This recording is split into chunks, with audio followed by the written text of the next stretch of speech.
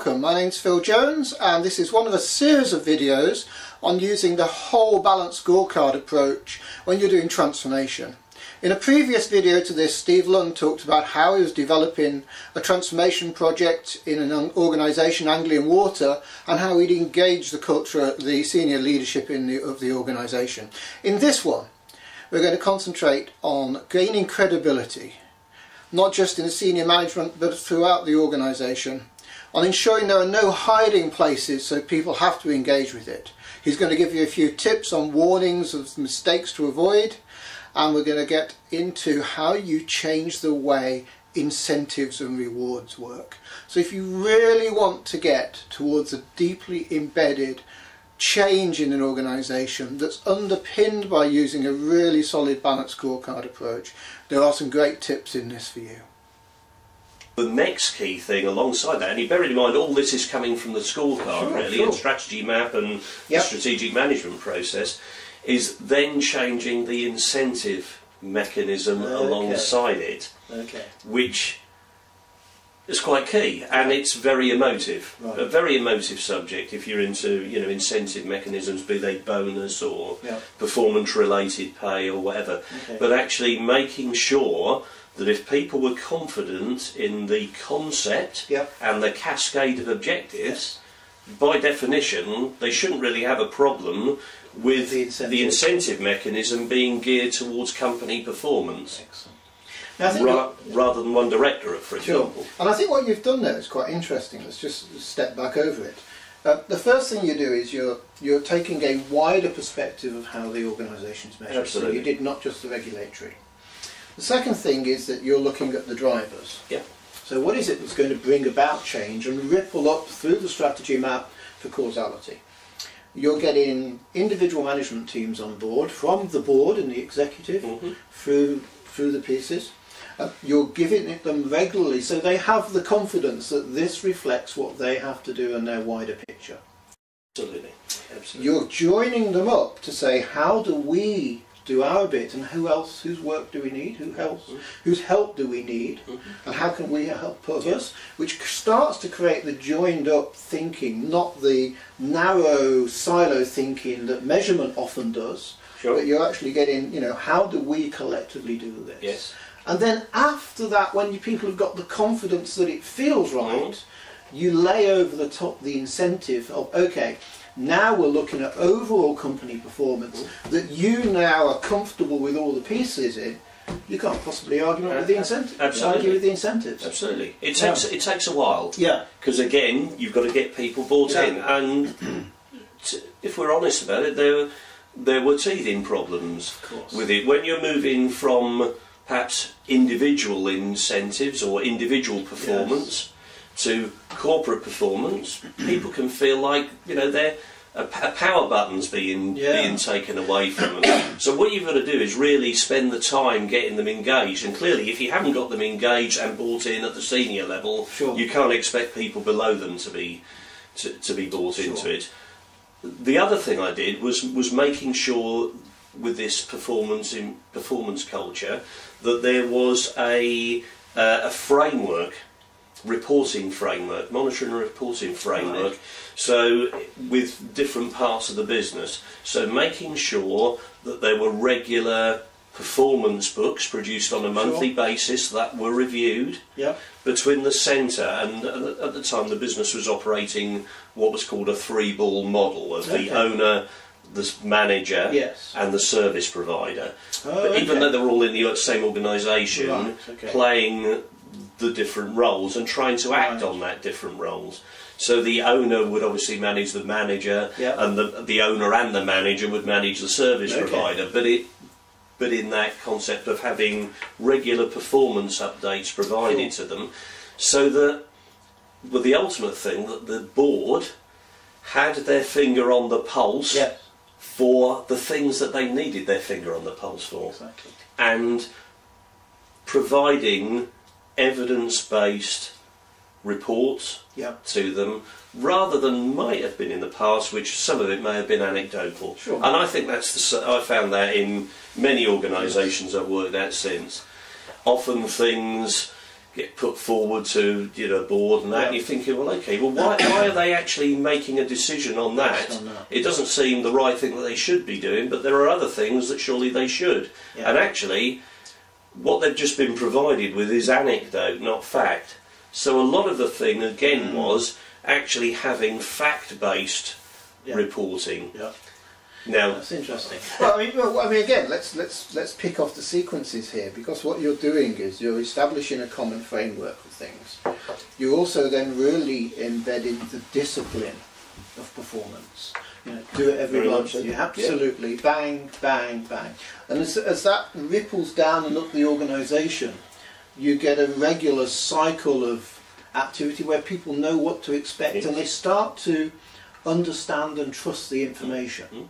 And I think that discipline, together with discipline of action, we've seen these figures, so therefore we need to do these changes and we follow up on them.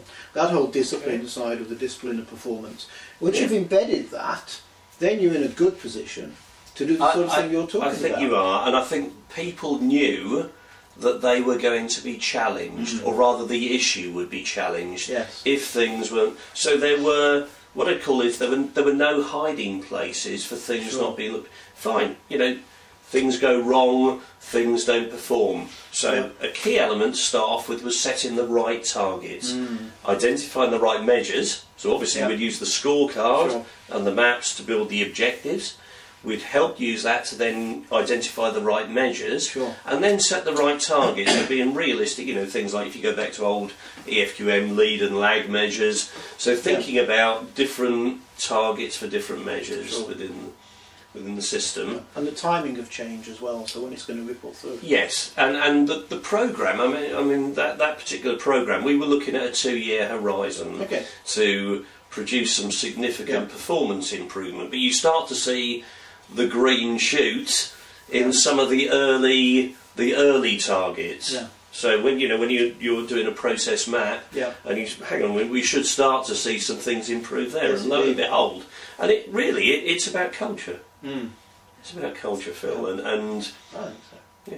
The other thing you're doing is, as a team, as a transformation team, I think this is really important. You went and first of all got the permission of senior management to set the team up. Yes. You got the best people you could get hold of who thought like you. Yes, and some people who I knew, I think this is quite important, who I knew would challenge me. Okay, good. So, because I wasn't by any means an expert, I think I was very enthusiastic, had delivered in previous roles, probably had a little bit of a reputation as a bit of a troubleshooter and getting things done. Speak your mind. But there were people there who were in the team who were greater strategists and greater strategic thinkers than I was. So it was a little bit of a mix of people, the brain, the brain boxes, and some people who I knew, right, I can get them in there and I can just set them off. And at the end of the day, you're as good as I think you're as good as your team. No, I agree with you there. So you've got permission, you've got the team assembled. You're gaining credibility all the way through. I think again, this is you talk about the 2-year horizon.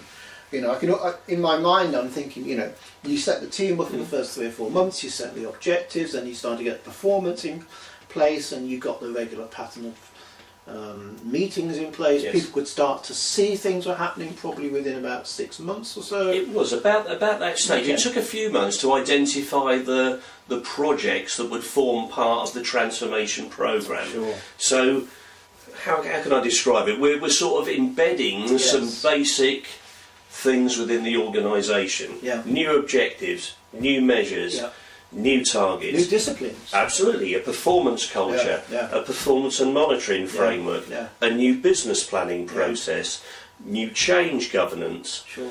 All that type of thing, alongside identifying the key big change that needed to be done to help push the organisation forward in terms of performance improvement and financial efficiencies, but also balancing that with some tactical initiatives. So, looking at travel and expenses and things like that, and the accrual system within the organisation.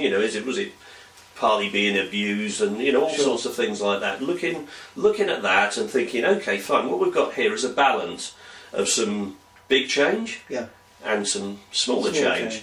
Okay, and trying to work that through, and obviously my role was trying to map it against the targets that we'd set, which were to become the #1 water company, to take out a big chunk of efficiency savings, and also to try and get the points total that was required to push Anglian to the top 40. Now, that was a bit of a, well, hang on, what are the others going to do? So, you know, but thinking, well, hang on, why are we where we are? Okay, fine. And that was clearly where the maps helped.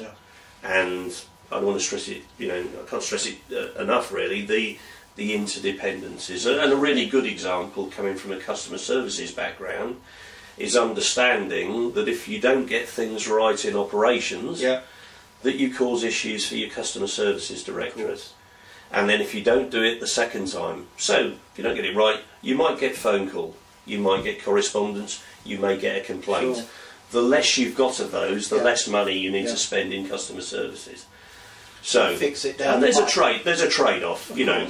Obviously you're going to have correspondence, you're going to get phone calls, you're going to get complaints, but are we doing all we can do to look across the piece rather than operations, water and wastewater, just having their objectives and completely devoid of them customer services and over here. And to be honest, that was probably how it was before, done in splendid isolation. So it was in terms of pulling it together into one piece. I think, I mean, you mentioned culture earlier, and I think what you're describing here is how you're starting, as almost I want to get rid of the word culture and go to the deeper meanings in here. You're getting people to think wider about their roles and responsibilities. You're getting them to take on a discipline of performance, but also to think of the larger objectives. What do we collectively have to achieve overall? And that's starting to change the underlying thinking and behaviours of people.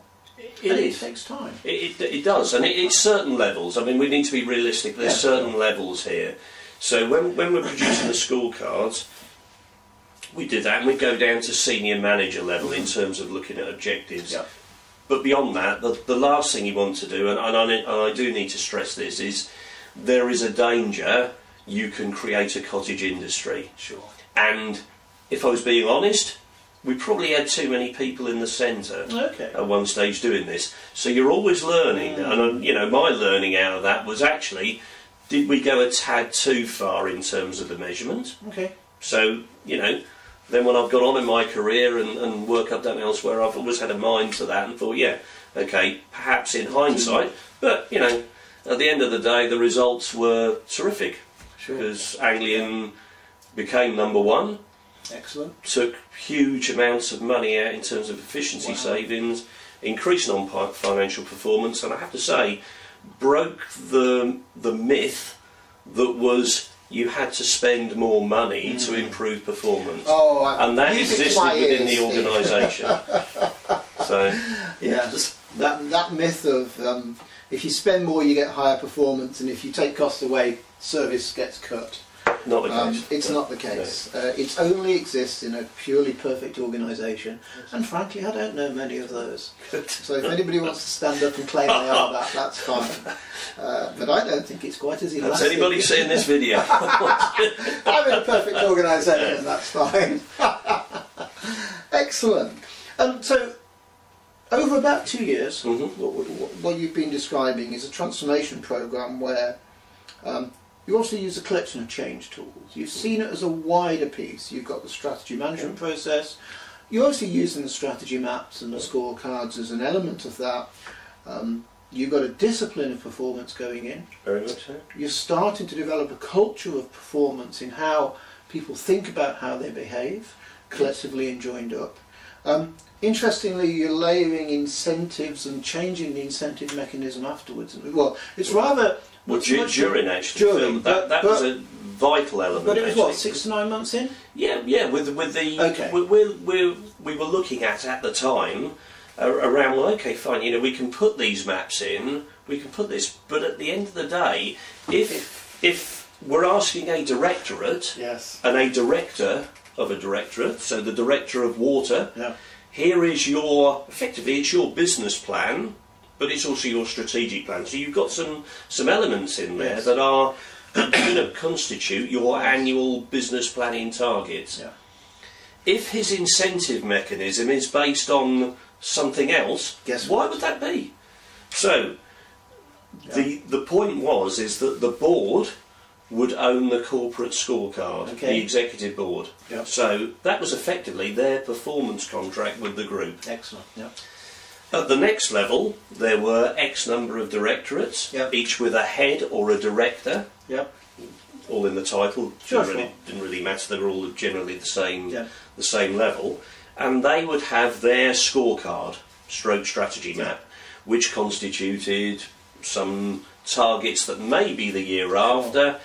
But effectively, all their objectives were their objectives, and some are short-term measures, short-term targets, longer-term targets.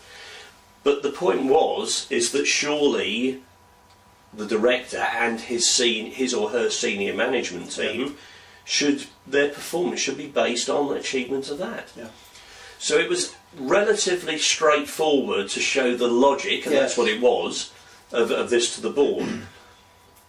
Emotions then run, and they did run, because people think, well, hang on a minute here, I've done pretty well last year, I got a pretty good bonus, on the old rules, and it was perhaps on nothing on corporate performance, which may seem bizarre to some viewers, might not to others.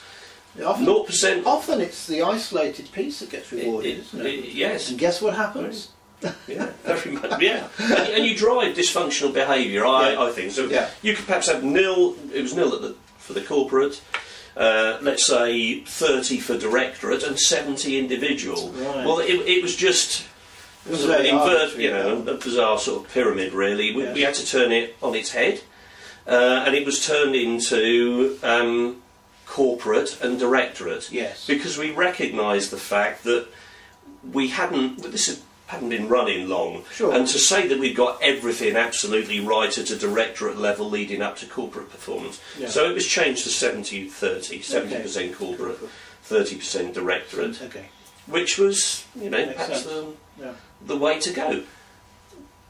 Consternation to start off with. Oh my gosh, that's changed, and then you start thinking, hang on, actually, have we got everybody bought in? But it's because it was personal, I think. Yes. But as the performance improved bottom up within the organisation, and the discipline of demonstrating, absolutely, people start to say, "Wow, here, I ride this horse." We actually look like, and what it was, it's a bit. If you bring in a sporting concept, it was you've got groups of individuals, but it was more about them playing as a team, really. Yes. And hang on a minute, we're passing the ball between each other here, and that's good. As opposed to all the directorates acting on their own within a company. I think that there's an interesting piece in there about an incentive mechanism versus a reward mechanism.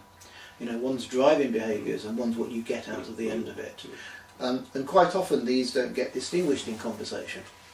And I think one of the things that I'm hearing from here is that you've made the incentive mechanism consistent with the rewards that people want. Absolutely. And it wasn't so individual. It became an incentive system that gave the right overall reward. Yes. And changed the behaviour at the same time. Yes. Good. That was the start. I mean, the final sort of piece in the jigsaw. Was actually changing the performance-related pay for all levels within the organisation into the corporate performance. So to then say, and it really, that's when your senior managers become key. Because if they're able to articulate to their teams below the parts they play in it, then they can start seeing if the organisation is doing really well, that they're going to do really well, and lo and behold, PRP within the organisation improved as a percentage because of the performance of the organisation. Absolutely, hopefully, yes. Excellent. So it's a successful project then, Steve? It was very much so, and I have to say, probably the best role I've ever had. I have to say that it was terrific, because it was a chance to create something virtually from nothing be given a blank sheet of paper, being told, here's, you know, almost you can identify the issues here, but this is where we want to go broadly. What do you think needs to be done, and how can we do it? Well, I'm sure you've found lots of great ideas and tips to use in that interview. Steve's done a great job engaging people and changing the way people work and think, and really embedding performance. If you'd like to know more about our overall approach to doing this, get on our website www.excitant.co.uk and look up our case studies, or simply give us a call.